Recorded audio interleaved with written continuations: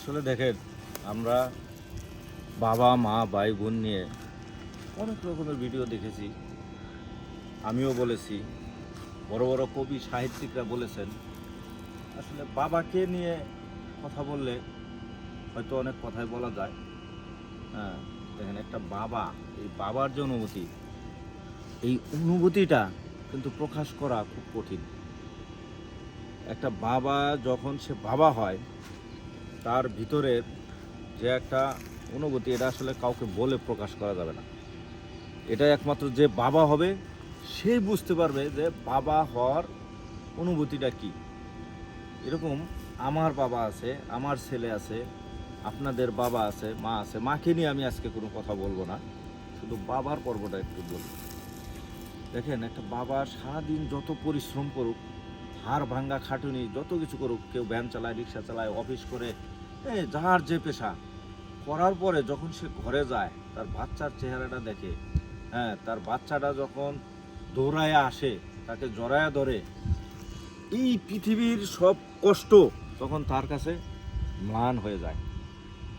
ঠিক এরকমই যখন তার সন্তান, সেটা ছেলে হোক বা মেয়ে হোক, তার কাছে কোনো আবদার করে যে বাবা আমার এটা লাগবে, আমার ওটা লাগবে, কিন্তু এই আবদারটা শুধু আমরা দেখি, কিন্তু এই আবদারটা দিতে পারলে বাবাদের কিন্তু খুব ভালো লাগে। কিন্তু এই আবদারটা যদি সে পূরণ করতে না পারে, তার যে একটা কি কষ্ট লাগে, তার ভিতরে যে খারাপ লাগে, এটা কিন্তু কেউ বুঝতে চায় না। আর সন্তান, সে তো বুঝবেই না, সে তো শুধু চাইবেই, কিন্তু না দেওয়ার ভিতরে যে একটা কষ্ট আছে, সেটা বলে বোঝানোর মতো না। ঠিক এরকমই যখন একটা সন্তান কোনো ভালো কিছু করে, তার সন্তান পরীক্ষায় একটা ভালো রেজাল্ট করেছে, তার সন্তান অনেক বড় একটা অ্যাচিভ অর্জন করছে, কোনো কিছু অ্যাচিভমেন্ট করছে, তখন কিন্তু বাবার অনেক খুব ভালো লাগে। কিন্তু আমাদের সমাজে বাবাদের কষ্টটাকে গুরুত্ব দেওয়া হয় না। মনে হয় জানে বাবারা কি করে, একটু ইনকাম করে এনে দেয়, আর মা তো সারাদিন ঘরে কষ্ট করে।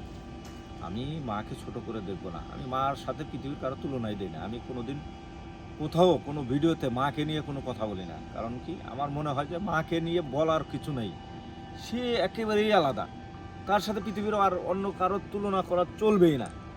এই জন্য আমি কখনো মাকে নিয়ে কোনো ভিডিও তৈরি করি না। আর বাবা হলো কি, একটা সন্তানের জন্য সাহস। যেমন আমার বাবা অনেক বৃদ্ধ হয়ে গেছে, তার বয়স 100+, কিন্তু সে বেঁচে আছে। আমার বুকের ভিতরে একটা সাহস আছে যে আমার বাবা আছে, আমি যে কোনো বিপদে, আমার যে কোনো সমস্যায় আমি তার কাছে বলতে পারি। এরকম আমার ছেলেও, আমার মেয়েও আমার জন্য একটা সাহস, যে বাবা আছে মানে আমার আর পৃথিবীতে কিছু দরকার নেই, বাবারাই পৃথিবীর সব কিছু। তো আসলে বাবাকে নিয়ে কথা বললে শেষ হবে না।